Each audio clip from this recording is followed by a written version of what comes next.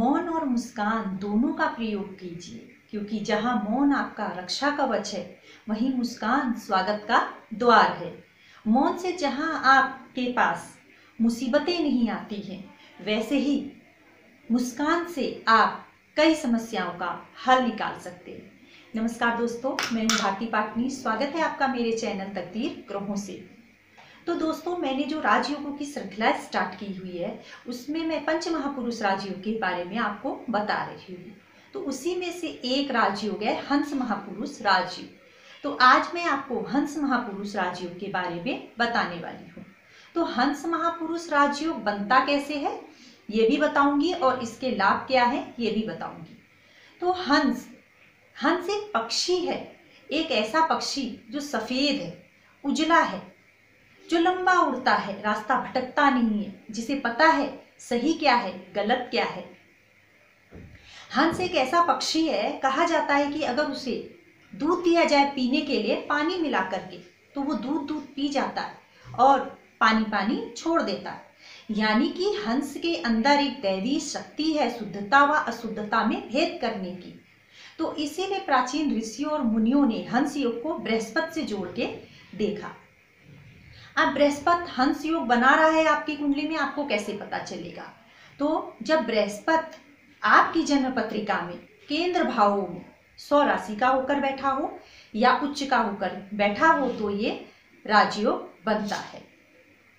तो बृहस्पति की अपनी राशियां कौन सी हैं आपको पता है? बृहस्पति की 9वीं व 12वीं राशि, यानी कि धनु व मीन राशि का स्वामी है बृहस्पति, और चंद्रमा की कर्क राशि में ये उच्च का होता है। तो आप अपनी जन्म पत्रिका में देखिए, अगर बृहस्पति केंद्र भाव में बैठा है और 9, 12 या 4 नंबर पे लिखा है, जैसे कि यहाँ देखिए आप, केंद्र भाव कौन कौन से होते हैं? ये लग्न है, यानी कि प्रथम भाव, चतुर्थ, सप्तम भाव और दसम भाव में अगर बृहस्पति 9वें नंबर पे लिखा है, 12वें नंबर पे लिखा है या चौथे नंबर पे लिखा है, तो इसका मतलब है कि आपकी जन्म पत्रिका में हंस महापुरुष नामक राजयोग बन रहा है। ये केंद्र भाव में जन्म पत्रिका के 1st house, 4th house, 7th house and 10th house. तो ये इस तरीके से जन्म पत्रिका में देखा जाता है। तो बृहस्पति अगर हंस महापुरुष राजयोग बना रहा है, तो शारीरिक गठन कैसा होगा? शारीरिक गठन, आप एक ऐसे आदमी की कल्पना कीजिए आंख बंद करके, जो एकदम गोरा है, सफेद वस्त्र धारण किया हुआ है, भौहें पतली हैं, ऊंचा ललाट है उसका, और शारीरिक कद काठी लंबी चौड़ी है, और शरीर थुलथुला है, और ऊंची भुजाएं हैं, मोटी भुजाएं हैं उसकी, मतलब कुल मिला के रोबीली पर्सनालिटी है उसकी। शारीरिक गठन इस प्रकार का होता है हंस योग में उत्पन्न जातक का। और इसके फायदे क्या हैं? तो बृहस्पति क्या है? बृहस्पति पुत्र है, आपकी पुत्र है, आपका पत्नी है, पति है, गुरु है। तो अगर आपका किसी भी जातक का ये क्षेत्र अच्छा हो जाए, इसमें जातक को सफलता मिल जाए, तो पूरा जीवन उसका धन्य हो जाता है। तो अगर हंस महापुरुष राजयोग बन रहा है, तो जातक को पुत्र, पति, पत्नी या गुरु इस क्षेत्र में श्रेष्ठ सफलता देखने को मिलती है। अब बृहस्पति क्या है? बृहस्पति ज्ञान है, विवेक है। क्वालिफिकेशन और नॉलेज में बहुत अंतर होता है। तो ये नॉलेजेबल प्लैनेट है, मतलब नॉलेज में वृद्धि करता है, धर्म से जोड़ता है जातक धार्मिक होता है, दयावान होता है, करुणा होती है उसके अंदर, गरीबों को देखता है तो दया की भावना से भर जाता है। न केवल दया करता है बल्कि प्रैक्टिकली उसकी मदद भी करता है।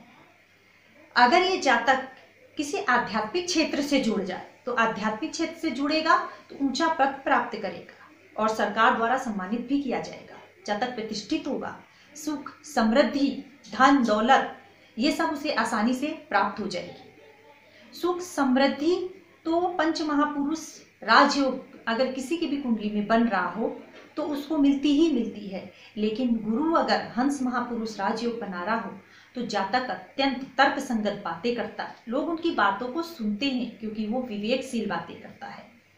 और धैर्य तो जैसे इनको गॉड गिफ्ट होता है, धैर्य इनके अंदर कूट कूट के भरा होता है।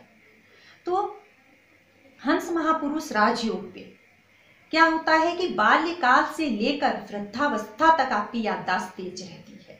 आप किसी भी काम को बहुत बारीकी से करते, वरिष्ठ जनों का आदर करते हैं, अपने माता पिता का सम्मान करता है हंस महापुरुष राजयोग में उत्पन्न जातक।